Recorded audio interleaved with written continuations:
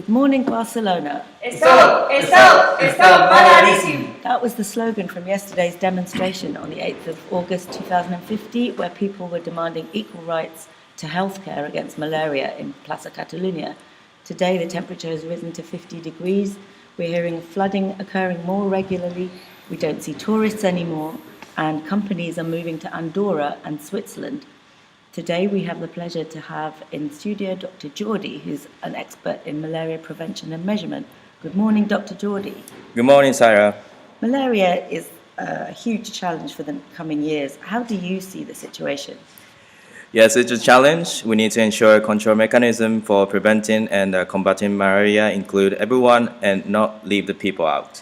So at the moment, what can residents do to detect and treat malaria? Detection and treatment in the hospitals, and also there's some self-detection kits available in supermarkets. And in terms of daily prevention, have you got any recommendations? I would recommend black clothes and cover our bodies with a net, like wearables now available in the market, or rebuild our houses with net glass. Actually, IKEA has made a low-price version of them. Rebuilding our the architecture of the city, so the Gaudi style and the modernist architecture will be replaced. It will be famous. Barcelona will maybe be famous for net glass windows in the future. Turning to another issue, what do you think about the strike that took place yesterday? Well, I think people need urgent diagnosis and treatment, but don't have access to affordable healthcare. And also, it is interesting to see how independence is no longer a priority for ordinary Catalan people, and people directly affected by malaria now are leading the push for change in healthcare. Yeah, and following on from that, we've got some people who have some questions about this. We've got some callers, and we have Nicholas from Sarria. Nicholas, what's your question for Dr. Geordie, please? Hello, my wife and I waited and got tested negative for malaria at the hospital last week.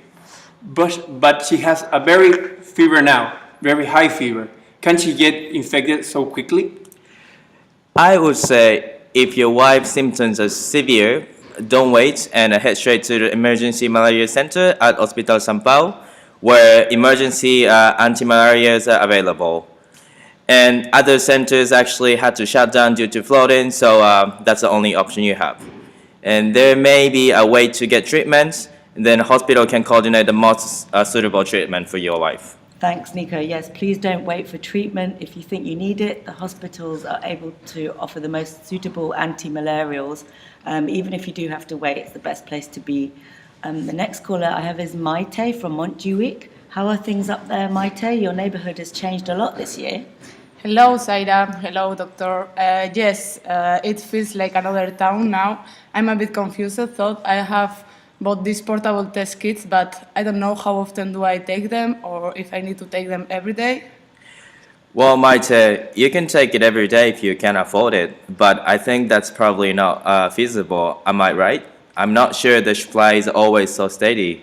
Yes, that's right. I waited for these kits and I can't afford to take one every day. And anyway, there probably aren't enough kits even if I could afford it. Yeah, Maite, I completely sympathize. We're in the same situation as you. I think what we can do is to make sure we can use mosquito nets over our beds and wear anti-malaria clothing, the ones with insectable to work.